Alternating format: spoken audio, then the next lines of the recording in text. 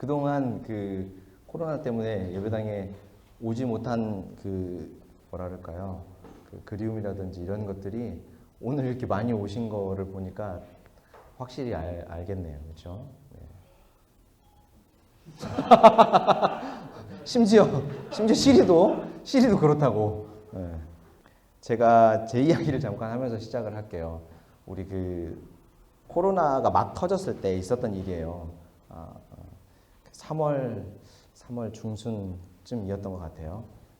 배가 갑자기 아침에 일어났는데 배가 너무 많이 아프고 컨디션이 너무 안 좋아서 아침에 출근을 했다가 목사님께 말씀을 드리고 병원을 좀 갔어요. 몸이 너무 안 좋아서 병원을 좀 다녀오겠습니다.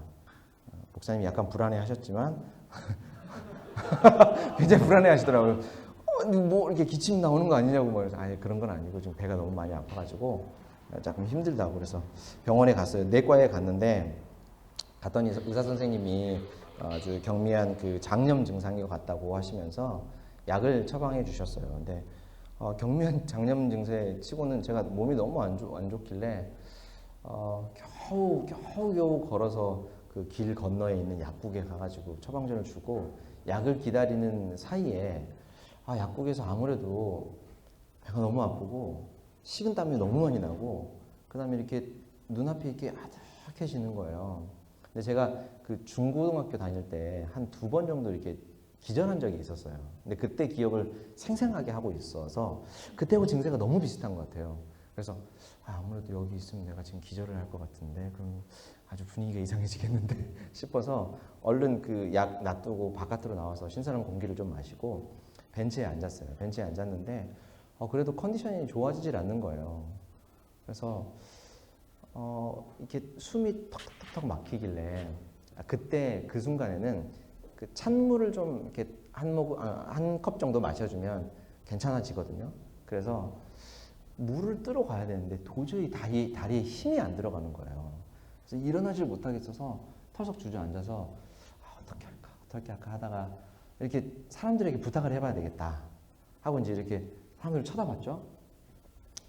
근데 힘이 없으니까 목소리도 잘 안 나와서 저기요 여기요 뭐 이렇게 불렀다고요. 근데 큰 길가였거든요. 그 삼성병원 건너편이었거든요.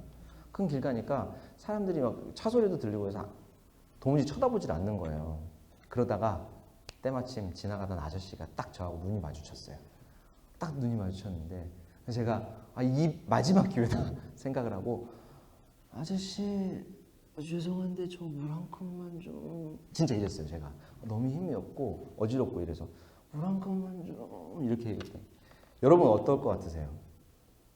그 코로나가 막 터져갖고 다 마스크하고 다니고 사람들이 사회적 거리두기 하고 막 이렇게 할 때였는데 누가 제가 여러분하고 모른다고 생각하고 아가씨 이러면서 물 한 컵 갖다 달라고 하면 여러분 어떻게 하시겠어요?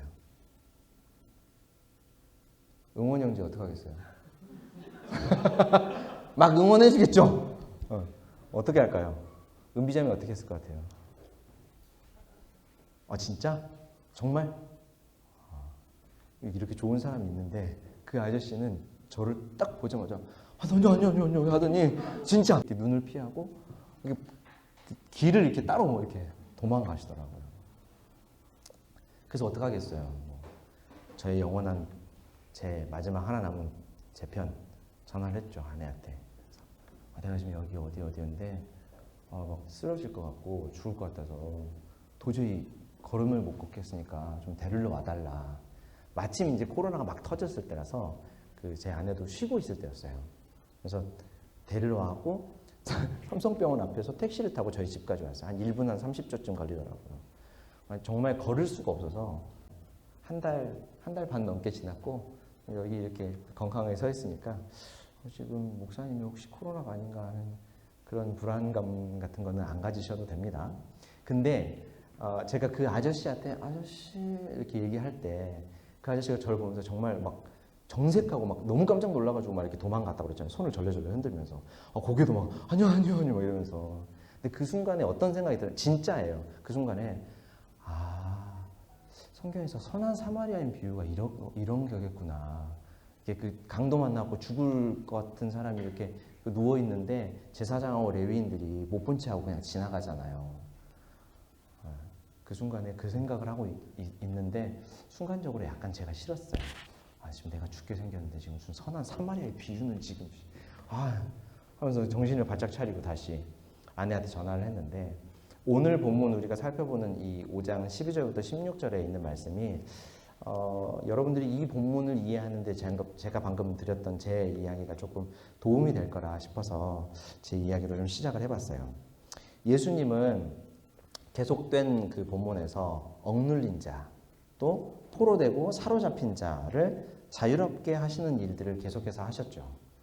많은 사람들 앞에 자신의 어떤 그 전능한 능력으로 메시아의 증거들을 보여주셨어요. 예수님은 우리가 영화에서 보는 영웅들처럼 측은한 마음의 사람들을 돕거나 혹은 자신의 어떤 그 초능력 같은 사람들이 할 수 없는 그런 어떤 특별한 능력을 뽐내려고 그 일을 절대 하지 않으셨죠. 구약 성경에서 메시아에 대한 약속, 예언의 내용들, 그러니까 하나님의 구원자가 오면 이러한 일들을 행하실 것이다, 이런 일들이 일어날 거다라고 했던 예언된 일들을 예수님께서는 행하심으로 자신을 하나님의 아들로 구원자로 그 일을 통해 사람들에게 나타내 보여주셨죠. 그리고 지난주에 자신의 전문적인 어떤 지식과 또 그동안의 오랜 그 축적된 경험이 소용이 없는 순간을 맞은 베드로와 야고보와 요한을 우리 주님께서는 거기서 그 순간으로부터, 그 상황으로부터 건져내시는 장면, 스스로도 주님 앞에서 무가치하게 느껴지는 이들을 주님은 불러주시고 또 주님께서 마치 그들에게 하신 것처럼, 그들을 건져내 주신 것처럼 그들도 주님과 같이 이후에는 다른 사람들을 건져내는 일을 하게 될 것이다 라는 예언을 우리 주님께서 하셨었죠.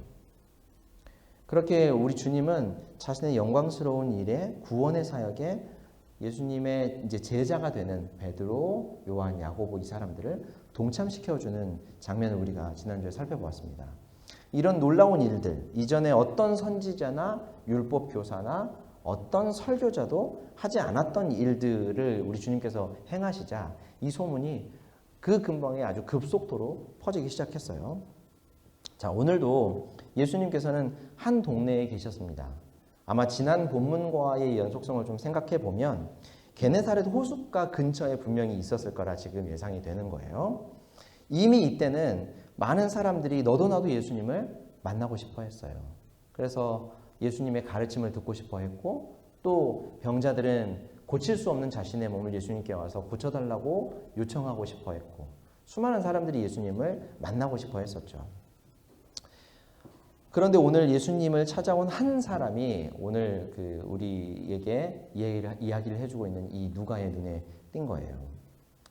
그 사람은 온몸에 나병을 앓고 있던 사람이다라고 설명을 하죠. 우리말 본문에 보면 나병이라고 번역된 레프라스라는 단어가 나병, 요새는 나병이라는 말 안 쓰니까 한센병 있잖아요. 한센시병, 한센병. 이 한센병을 일컫는 말인데 사실 그것보다는 조금 더 광범위한 그 의미로 생각하는 게 좋아요. 그래서 좀 더 광범위한 피부질환, 전반적인 피부질환으로 보는 것이 사실 맞는 말이에요. 물론 당시에는 한센병이었는지 아니면 한센병이 아니라 그거보다는 조금 나은 피부질환이었는지 명확하게 규정할 수 있는 그 어떤 증거나 이런 것들은 없지만, 어떤 피부질환인지는 사실 정확하게 모르지만 우리말 번역처럼 그냥 우리가 좀 해석하기 용이하게, 그리고 오늘 본문을 좀 우리가 이해하기 용이하게 한센병이다라고 생각을 하고 오늘 본문을 쭉 한번 살펴봅시다. 자, 레위기 13장 45절 말씀을 보면 한센병 환자 1명을 어떻게 해야 되는지에 대해서 가르쳐줘요. 옷을 찢고 머리를 풀고 윗입술을 가리고 외쳐라. 부정하다, 부정하다 라고 한센병에 걸린 사람은 사람들 앞에서 이렇게 해야 된다라는 규정이 레위기 13장에 나와 있어요. 옷을 찢고 머리를 풀고 윗입술을 가리고 외치기를 부정하다, 부정하다. 레위기가 기록된 때가 언제예요? 이스라엘 백성들이 이집트에서 나와서 사막에서 생활할 때죠. 하루하루 장소를 옮겨가면서 천막에서 생활을 할 때였어요. 이집트에서 노예로 학대당하던 사람들이 보건위생에 대한 개념을 가지고 있을 리가 만무하죠. 그렇죠? 하나님께서는 그들에게 마치 지금 우리가 이 코로나19 다 마스크 쓰고 계시죠? 네. 코로나19 감염증을 대하듯이 전염병을 대처하는 방법이라든지 또 위생관리에 대해서 가르쳐 주시고 계셨던 거예요. 하나님이 무슨 뭐 질병관리본부장도 아닌데 왜 그런 일을 하셨을까? 왜 질병을 대하는 어떤 대처하는 방법들, 반응들을 가르쳐 주고 계실까? 하나님께서 왜 이스라엘 백성들을 이집트에서 데리고 나오셨는지를 생각해 보면 그 이유를 우리가 생각해 볼 수 있습니다.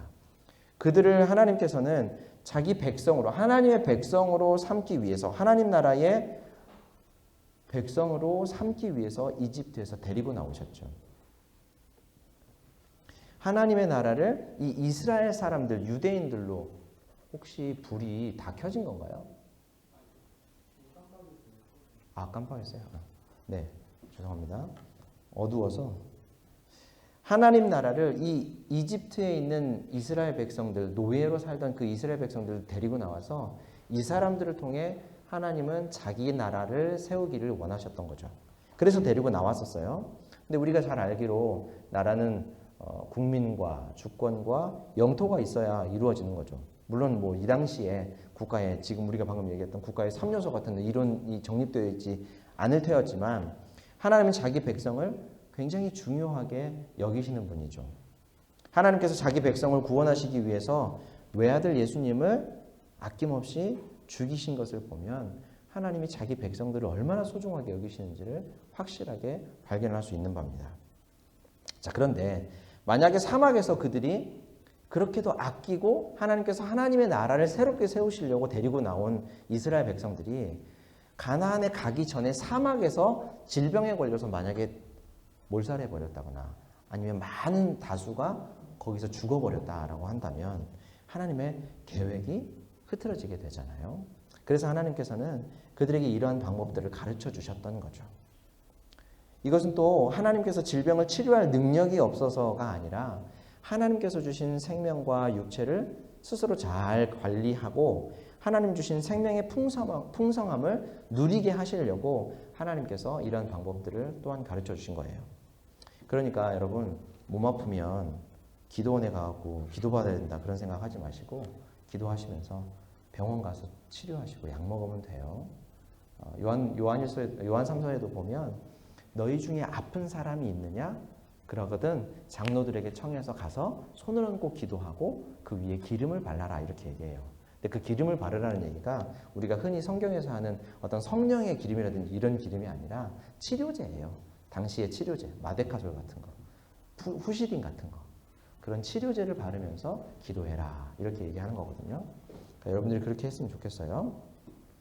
자, 그리고 사실 우리가 요즘에는 우리 사회에서 여러 번 뭐 이렇게 뉴스 같은 데서 병을 고치려고 기도원에 갔다가 뭐 기도하다가 그 아이가 뭐 죽었다든지 뭐 어떤 사람이 죽었다든지 이런 얘기들을 많이 들으니까 우리가 그냥 뭐랄까 이성적이지 못하고 광신적이고라고만 치부해 버리지 진짜 저게 어떤 것인지를 생각해 보지 않는데 사실 여러분 우리가 방금 얘기했던 것처럼 하나님께서 주신 것들을 충분히 이용하면서 기도하면서 하나님의 치료하심을 구하는 것이 이성적으로도 맞고 또 신앙적으로도 맞는 거예요.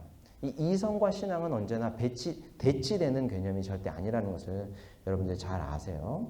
그래서 그냥 기도만 해서 낫게 하겠다. 병원에 가는 건 믿음이 없는 것이다. 라고 하는 건 믿음이 아니라 사실 성경에 근거하면 하나님을 시험하는 거예요. 예수님께서 사탄의 시험을 받을 때 그랬잖아요.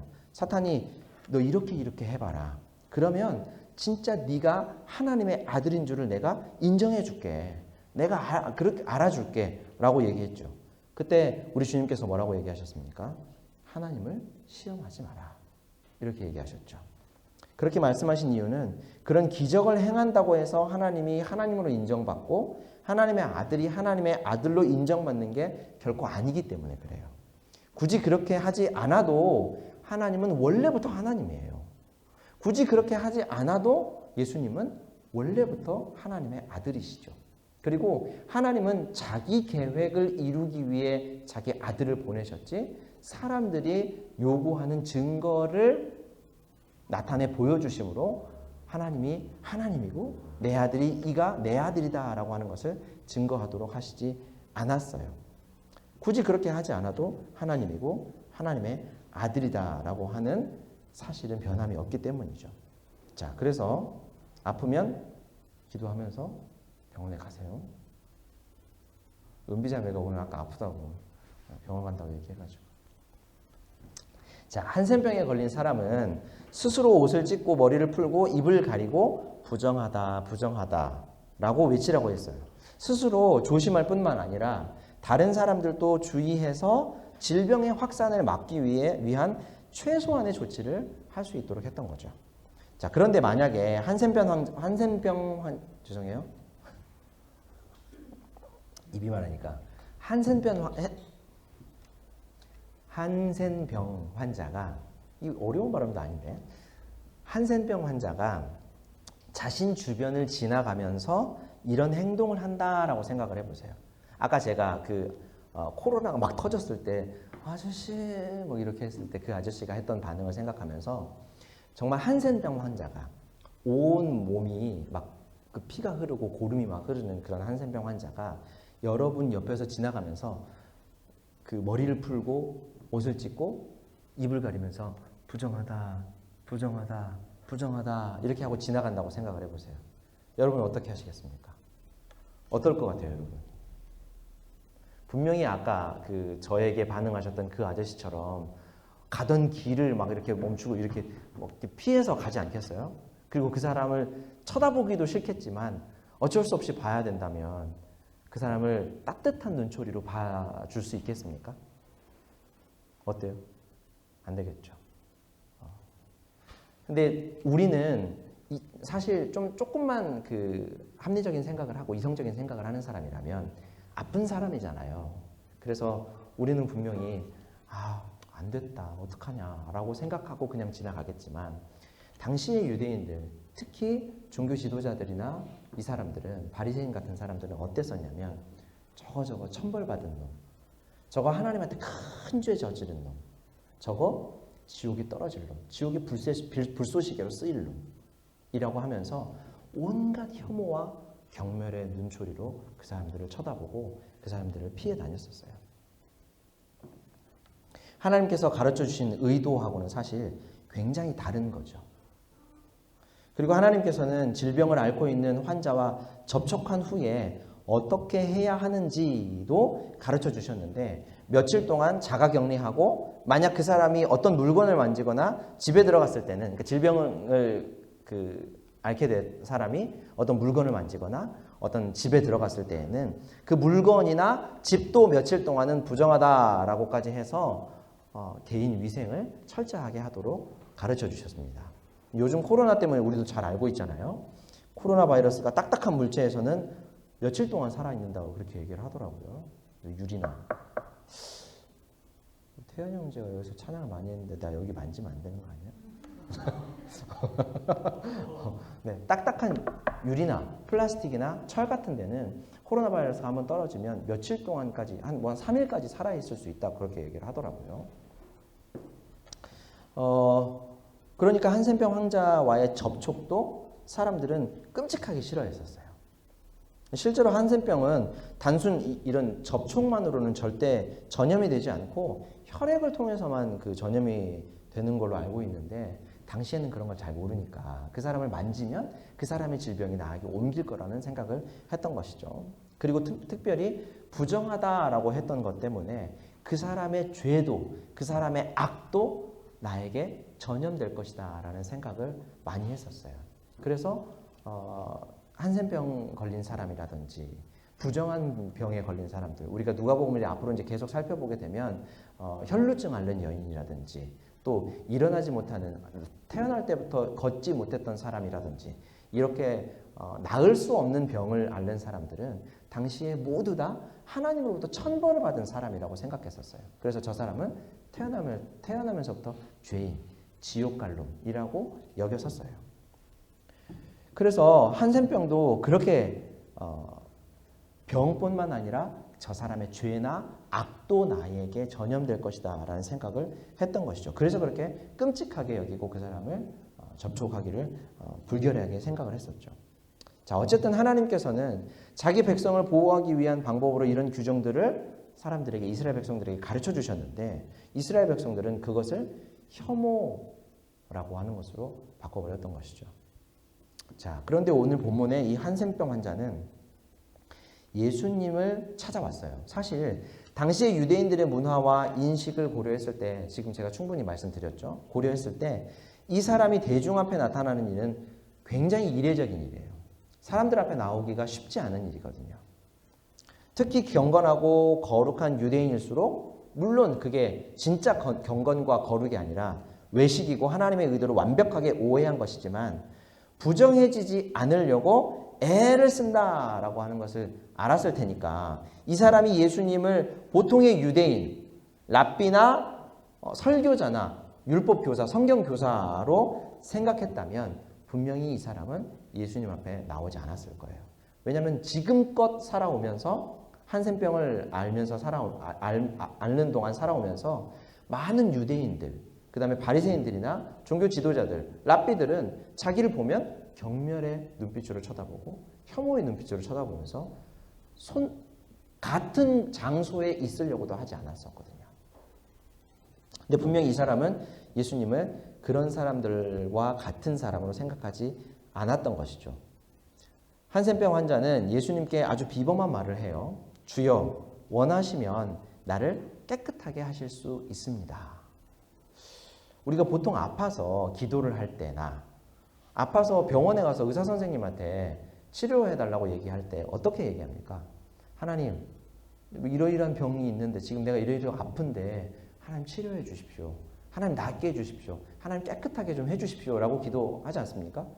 기도하면서 하나님 원하시면 제 병이 지금 낫기를 원합니다. 뭐 이런 얘기, 이렇게 기도 안 하잖아요. 그리고 병원 가가지고 선생님이 이렇게 앉아갖고 어디 아파서 오셨어요? 근데 기침이 많이 나갖고 왔는데 선생님이 원하시면 제 기침을 먹게 해주십시오. 이렇게 얘기하면 선생님이 이상하게 쳐다보지 않겠습니까? 그죠? 근데 이 지금 한센병 걸린 사람은 예수님에게 그렇게 얘기했어요. 주여, 원하시면 나를 깨끗하게 하실 수 있습니다. 자, 그런데 이 말이 이 사람이 이상하거나 이 사람이 믿음이 없어서 예수님에게 이런 말을 했던 것이 절대로 아니에요. 오히려 반대예요. 이 말은 이 사람이 예수님을 어떤 분으로 인식하고 있는지를 아주 정확하게 보여주는 표현인데, 방금도 말씀드렸다시피 여러분, 우리는 그 기도할 때 대부분 우리의 소원을 하나님께 아뢰죠. 하나님, 이러이러한 것들을 이루어 주십시오. 이러이러한 일들을 도와주십시오. 할 수 있게 해주십시오. 라고 아뢰잖아요. 근데 많은 경우에 내 소원을 하나님께 말씀을 드리지만 하나님은 내 소원을 들어주지 않으면 안 될 것처럼 우리는 기도하는 경우가 참 많아요. 하나님 앞에서 그러한 태도를 가지고 있는 경우가 참 많죠. 그것의 극단이 바로 저는 망설임 없이 40일 금식 기도라고 생각해요. 마치 우리 집에 저희 집에 막내 5살짜리 아이가 자기 맘대로 자기 어떤 그 요구를 들어주지 않으면 이렇게 막 그 자리에서 들어 누우면서 나 오늘 밥 안 먹어버릴 거야 막 이러거든요. 근데 우리가 금식하는 금식의 기도도 하나님 앞에 하나님 내 소원 안 들어주면 나 밥 안 먹어버릴 거야, 굶어버릴 거야 이런 식으로 한다면 아주 곤란하잖아요. 그렇죠? 자, 이에 비해서 이 한센병 환자는 무엇보다 정말 간절한 자기 소원을 가지고 있어요. 그게 뭡니까? 자기 병이 낫는 거예요. 사실 이 당시에 한센병 환자는 자기 가족들하고도 같이 살 수 없었어요. 성 밖으로 내쫓겨서 어떤 동굴이라든지 아니면 격리되어 있는 다른 곳에서 혼자 생활을 해야 했었어요. 그래서 이 당시의 문화를 잘 알고 있는 성경학자는 뭐라고 얘기하냐면 당시의 한센병 환자는 살아있으나 송장이었다 이렇게 얘기하거든요. 죽은 사람과 같았어요. 그러니까 얼마나 간절한 소원을 가지고 있겠습니까? 정말 내 이 한센병이 빨리 나았으면, 아니면 차라리 죽어버렸으면 하는 생각을 분명히 가지고 있었을지 몰라요. 근데 이 사람이 자기가 가지고 있던 무엇보다 간절한 자기의 소원, 그 치료의 권한을 온전히 예수님께 맡기고 있는 거예요. 주님께서 충분히 저를 낫게 하실 수 있다는 것 제가 알고 여기 왔습니다. 그러기에 주님께서 원하신다면, 주님의 뜻이라면 저를 치료해 주십시오 라고 아주 정중하게 믿음으로 요청하고 있는 것이죠. 그리고 이것은 우리 신앙의 정말 가장 중요한 부분이라고 생각해요. 하나님을 하나님으로 인정하는 것, 예수님을 나의 주인으로 인정하는 것, 내 뜻과 내 의지와 내 생각을 우리 주님의 뜻 앞에 굴복시키는 것. 종이 주인에게 보이는 당연한 반응이잖아요. 그렇죠? 우리 예수님을 우리는 주인님이라는 뜻으로 주님이라고 부르잖아요. 그 주님이라는 말에 사실 어떤 말이 내포되어 있냐면 나는 당신의 종입니다 라는 말이 내포되어 있는 것이잖아요. 자, 그런데 이런 한센병 환자의 말을 듣고 우리 주님은 어떻게 행하시냐면 손을 내밀어 그를 만져주셨다 이렇게 얘기해요. 성경을 볼 때 그 장면들을 여러분 머릿속에 그리면서 그 성경을 보면 훨씬 이해하기가 편해요. 아무도 그를 만지려 하지 않습니다. 심지어 그의 가족들도 그를 절대 만지지 않아요. 그가 보이면 멀리 떨어져서 혐오와 경멸의 눈빛을 보내고 그를 피해갈 뿐이지 절대 그를 만지려고 하는 사람은 아무도 없습니다. 그러면서도 그들은 자신 스스로가 거룩하고 경건한 신앙인이라고 막 자부하면서 그러니까 저 사람을 만져서는 더 안 되지 라고 생각을 해요. 하나님의 의도는 전혀 그렇지 않은데도 말이죠.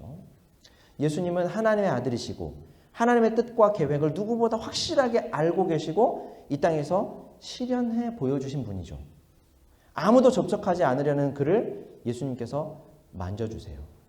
일반적으로 부정한 사람과 접촉하면 그 부정함이 접촉한 사람에게 전염된다라고 해서 만약에 접촉한 사람은 그 사람도 며칠간 부정하니까 꼭 우리가 그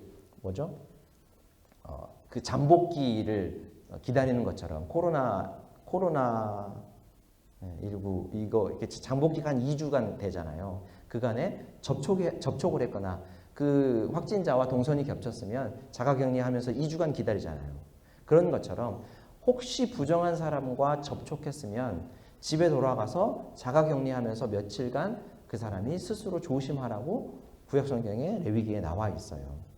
그런데 사실 이렇게 하는 것이 맞죠. 부정한 사람과 접촉하면 그 사람의 부정함이 나에게 옮겨올 것이라고 생각을 하고 했으니까. 그런데 이번 경우에는 완전히 반대로 작용을 해요. 예수님께서 부정한 사람을 만져주시자 부정함이 예수님에게 전염된 것이 아니라 예수님의 정함이, 예수님의 온전함이 그 사람에게 전염이 됐어요. 예수님의 치료의 능력이 그 사람을 깨끗하게 했다라고 본문이 얘기합니다. 뿐만 아니라 예수님께서 원하시면 나를 치료해 주십시오라고 했던 사람에게 기꺼이 가서 어떻게 말씀해 주시냐면 그래 나는 네가 치료되기를 원한다 라고 말씀해 주셔요. 우리는 사회에서 사람들과 관계를 맺으면서 내키지 않는 말을 할 때 혹은 행동을 할 때가 많죠. 우리 아까 여러분들을 위해서 선물을 준비를 했거든요. 임원들하고 리더들 모여서 같이 준비를 하고 오늘 우리 형진이 형제가 그거 이제 마지막으로 포장하는 그 작업을 같이 우리 했었는데 제가 이렇게 저하고 주소연 자매하고 우리 동원 형제하고 이렇게 글씨를 썼어요. 여러분들한테 이렇게 사랑한다 이렇게 썼거든요. 근데 글씨를 막 이렇게 쓰다가 제가 그랬어요. 우리 소연 자매한테 야, 나 글씨 진짜 잘 쓴다. 그죠? 진짜 그렇죠? 그랬더니 소연 자매가 영혼 없이 와 진짜 잘 쓰시네요. 이렇게 얘기하더라고요. 근데 형진이 형제가 옆에서 보고 있더니 우리 소연이가 사회생활 만렙이야 만렙. 이렇게 얘기하더라고요. 근데 진짜로 우리는 사실 내가 마음속에 내키지 않지만 그렇다라고 동의해주는 일들이 많잖아요, 사회에서. 그렇죠? 말도 그렇고 행동도 그렇게 해줄 때가 많죠. 근데 조금 사실 저처럼 미성숙한 사람들은 그렇게 할 때 표가 나요. 아, 은비자매, 되게 예쁘다. 이렇게. 네, 표가 나요. 거짓말하거나 마음에 없는 소리를 할 때는 굉장히, 굉장히 표가 난단 말이에요. 아마 예수님이 정말로 이 한센병 환자가 치료되기를 원하시지 않았다라면 아마 똑같이 유대인들과 그 당시의 종교 지도자들처럼 이 사람 다가오는 것이 접촉하는 것이 꺼려지고 했더라면 아마 분명히 이 사람을 만지시지 않고 그냥 네가 치료함을 받기를 원한다라고 말만 하셨든지 아니면 이 사람을 접촉하고 깨끗하게 해주셨더라도 정말 예수님의 진심이 그것이 아니었다면 아마 예수님이 그래 내가 진짜 원한다. 네가 치료받기를 내가 진짜 원한다라고 말하지 않았을 거라고 생각해요. 근데 예수님은 만져주시고 기꺼이 네가 치료함을 받기를 네가 깨끗해지기를 내가 원한다 라고 말씀을 해주셨어요. 그것을 보면 우리 예수님의 진심이 사람을 차별 없이 대하시고 사랑해 주시는 예수님의 마음, 그 마음을 우리가 알 수 있는 바죠. 자, 이런 우리 주님의 마음은 사실 비단 이 한센병 환자에게만 국한되지는 않아요. 택하신 하나님의 백성 모두에게 동일하게 대하시죠. 그 사람이 어떤 과거를 가지고 있든지 지금 모습이 어떠하든지 가진 것이 많든지 아니면 가진 것이 별로 없든지 많이 배웠든지 배우지 못했든지 아무런 상관없이 아무런 차별 없이 우리 주님은 우리를 대해 주시죠. 그래서 우리는 예수님을 사랑할 수밖에 없는 거예요. 그리고 우리가 그 예수님을 찬양할 때 내 모습 이대로 사랑하시네. 연약함 그대로 사랑하시네. 라고 고백하면서 찬양할 수밖에 없는 것이죠. 자, 우리 주님은 마지막으로 한센병 치료를 받은 사람에게 이런 말씀을 하셨어요. 아무에게도 네가 치료받은 일에 대해서 말하지 말고 제사장에게 가서 깨끗해진 너의 몸을 보이고 예물을 드려서 그들에게 입증하라. 자, 먼저 왜 예수님은 아무에게도 네가 치료함 받은 이 일에 대해서 말하지 말라라고 하셨을까? 예수님께서는 이 땅에 오신 하나님의 아들이시고 하나님의 구원자로서 앞서도 말씀드렸지만 억눌린 자, 사로잡힌 자를 자유롭게 하시는 일을 하셨어요. 그런데 사람들은 언제나 예수님께서 왜 이러한 일을 행하고 계시는지 그 의미를 주목하지 않고 단지 병 나은 것 혹은 귀신이 쫓겨난 것, 이 드러나는 현상에만 언제나 집중을 했죠. 그래서 예수님이 왜 그 일을 행하시는지, 저분이 누군데 그 일을 행하시는지를 궁금해하고 그분의 말씀을 들은 것이 아니라 자기 병이 낫기를 단지 그것만을 바라서 예수님을 만나러 오는 사람들이 대다수였었어요. 그래서 예수님께서는 이렇게 말씀하신 것이죠. 예수님께서 말하지 말라라고 했었어요. 왜요? 더 많은 사람들이 이것에만 집중할까 봐. 이것 때문에 예수님에게 나올까 봐요. 예수님께서 말하지 말라고 하셨지만 사람들에게 사실 예수님의 이런 소문은 아주 자연스럽게 다 퍼져나갔습니다. 그래서 15절 말씀 보시면 예수님의 소문이 더욱 퍼졌고 수많은 무리가 예수님께 나왔다 이렇게 말씀하죠. 그 중에는 예수님의 말씀을 듣기 위해 온 사람도 있지만 앞서 말했던 것처럼 그저 병이나 나으려고 내 소원이나 이루려고 나오는 사람들이 참 많았어요. 그래서 예수님은 그 일을 뒤로 하고 오늘 보면 16절의 말씀처럼 사람들이 없는 곳으로 가셔서 기도하셨던 거죠. 자, 그러고 나서 예수님은 제사장에게 가서 깨끗해진 너의 몸을 보이고 예물을 드려서 그들에게 입증하라 라고 말씀하셨어요. 레위기 14장 말씀을 보면 한센병을 앓다가 깨끗해진 사람은 제사장에게 찾아가서 그 자신의 몸을 보여주고 예물을 드리라 이렇게 되어 있어요. 사람들에게 공증을 받으라는 거죠. 여러분 그 독감 걸려보셨나요? 독감? 저는 독감 걸려봤는데 A형 독감 걸리고 나서 5일간인가 약을 먹고 나면 병원에 가면 확인증을 주더라고요. 다 나았다고, 완치되었다고 확인증을 줘요. 근데 그런 것처럼 지금 우리는 지금 이 사람은 한센병에 걸렸다가 다 나은 사람은 제사장에게 가서 확인증을 받으라는 것이죠. 그래서 다시 기존의 가족들과 유대인들 사회로 다시 복귀할 수 있도록 확인증을 받으라고 하는 것이었어요. 우리는 지금 이 의학이 굉장히 발달한 좋은 시대에 살고 있으니까 이게 누가 아팠다가 약 먹고 나았다라고 하면 아이 거짓말 어떻게 나아 감기가 어떻게 나아 뭐 이런 말 하지 않잖아요. 이런 의심하지 않잖아요. 오늘 본문의 때만 하더라도 근데 지금으로부터 약 한 2000년 전이니까 그리고 레위기 말씀은 그때로부터 한 1000년 전이니까 분명히 이런 공증이 필요했던 것이죠.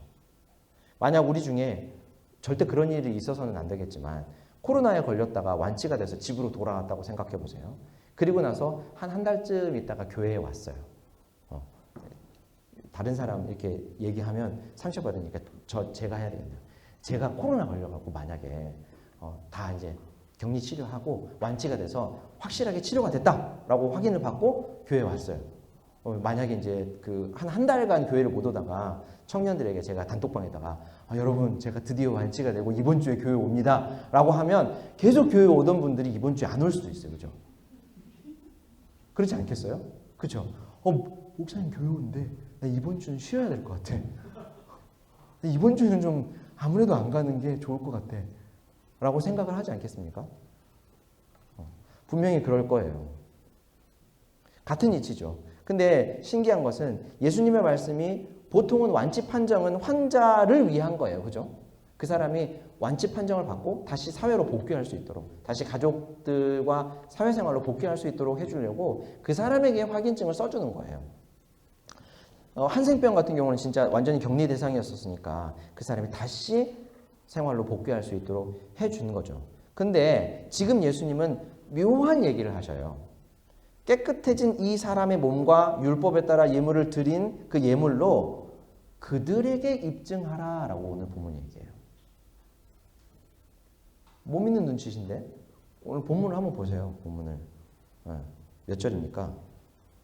16절 말씀 16절 죄송해요. 14절 말씀 보세요. 후반절에 또 내가 깨끗하게 됨으로 인하여 모세가 명한 대로 예물을 드려 그들에게 입증하라. 그들에게 입증하라 라고 하는 거예요. 이 그들은 여기서 그들은 제사장들인데 말하자면 너의 깨끗해진 몸과 그걸로 인해서 드린 예물이 제사장에게 어떤 증거가 될 것이다 라고 얘기를 하시는 거예요. 예수님이. 여기서 우리는 다시 예수님께서 왜 병든 사람 왜 귀신에게 억눌려 있던 사람들을 치료해 주시고 풀어 주셨는지를 생각해야 돼요. 왜 그런 일을 하셨다라고 했습니까? 바로 하나님의 아들, 하나님의 구원자, 메시아가 오면 하나님께서 보내신 구원자가 오면 그런 일들이 일어날 것이다 라고 예언되어 있었기 때문에 예수님이 그 일을 행하셨다고 그랬죠. 메시아이신 예수님, 그리스도이신 예수님은 그 일을 하시려고 온 거예요. 환원하면 그런 일을 하고 계시는 예수님은 바로 메시아이시고 그리스도이시다라고 하는 결정적인 증거가 되는 거예요. 그래서 예수님은 지금 제사장들에게 하나님께서 보내신 메시아가 왔다. 너의 몸이 치료함을 받은 것을 보여주고 너의 몸이 내가 하나님이 보낸 하나님의 메시아다. 하나님의 아들이다라고 하는 증거가 될 거야. 너의 몸을 가서 보여주면 제사장들이 너의 몸을 보면서 메시아가 왔다라고 하는 것을 알게 될 것이다. 네가 나의 살아있는 증표가 되어줘라 라고 하시면서 예수님이 이 사람들을 제사장들에게 보냈던 거예요. 자, 사랑하는 여러분, 우리는 예수님을 주님이라고 고백해요. 그리고 주님이라고 부르죠. 아까도 얘기했던 것처럼 이 주님이라는 호칭에는 내가 당신의 종입니다 라고 하는 자기 인정이 포함되어 있는 말이에요. 종은 어떤 존재입니까? 지금 뭐 종이 없으니까 잘 알 수 없지만 우리가 역사의 기록이나 이런 것들을 보면 쉽게 알 수 있잖아요. 종은 철저하게 주인의 뜻과 계획대로 주인의 명령에 따라서 살아가는 존재예요. 자, 그러면 여러분 우리 각자가 지금 이 순간에 스스로에게 한번 질문해 봤으면 좋겠어요. 나는 예수님의 종인가?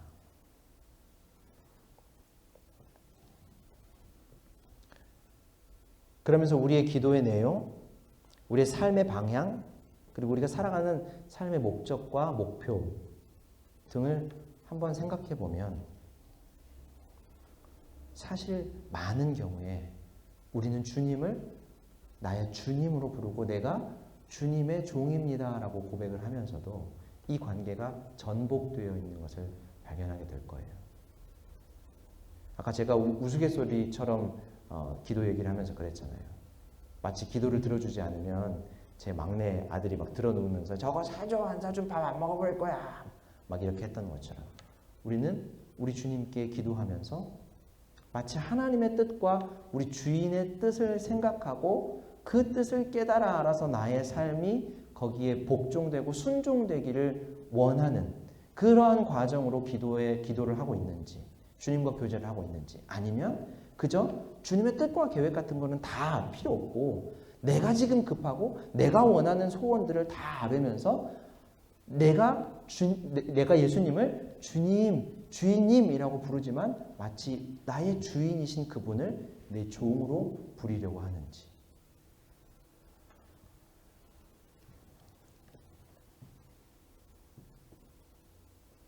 그런데 참 묘한 것은 사람이라는 존재들은 다 그래요. 아담과 하와가 처음 에덴 동산에서 하나님의 말씀에 순종하지 않고 자신의 인생의 결정권을 자기가 취하면서 자기가 자기의 하나님 되면서 온 세상에 죄가 들어온 이후로는 모든 사람들은 다 자기가 스스로의 하나님 되어서 살려고 해요. 하나님이 마치 우리에게 무언가 말씀하시면 그것이 내 인생이 참견하는 것 같고 답답한 것 같아서 하나님 내 인생에서 빠지시고 내가 해달란 거나 해주십시오 라는 식으로 하나님을 대할 때가 참 많다는 것이죠. 그런데 묘한 건 우리 하나님의 나라, 우리의 정말 주인이신 우리를 사랑하시고 우리를 구원하시는 우리를 택하신 그 하나님은 그런 우리의 본성, 죄의 본성, 그런 우리의 모습들을 다 아시면서도 우리를 사랑하신다라고 하는 사실이에요. 나는 네가 깨끗해지기를 원한다. 나는 네가 나 때문에 구원 얻기를 원한다라고 우리에게 지금도 말씀하시면서 우리와 같이 계시는 분이 바로 우리 주님이다라는 것이죠. 자, 그 주님의 사랑과 은혜 앞에 우리가 겸손히 정말 종이 되어 섬기면서 하루하루의 삶을 사시기를 주님의 이름으로 축원합니다.